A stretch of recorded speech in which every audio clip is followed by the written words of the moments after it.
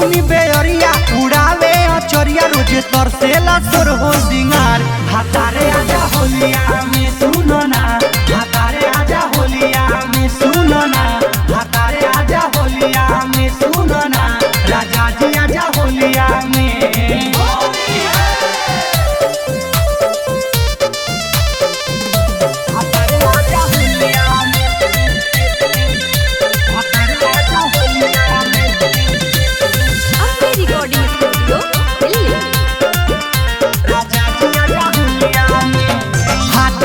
ओठ पे टिकोट देता गाड़ी, इज्जत के चाहो तो धोल आज गाड़ी, बुझलो। हाटता ओठ पे टिकोट देता गाड़ी, इज्जत के चाहो तार धोल आज गाड़ी। लहंगा के भीतर जोरतावे हीटर, लहंगा के भीतर जोरतावे हीटर, मन करे चोली दी फार। भातारे आजा होलिया में सुनो ना, भातारे आजा होलिया में बुझो ना, बोलो में आजा होलिया में सुनो ना, पियाजी आजा होलिया में।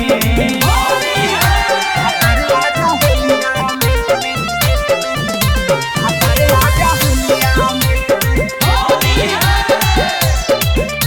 राजा जी आजा होलिया। परदेसी पियाया के जिया जुड़ा दो, होली में चोली के सरधा पुरा दो।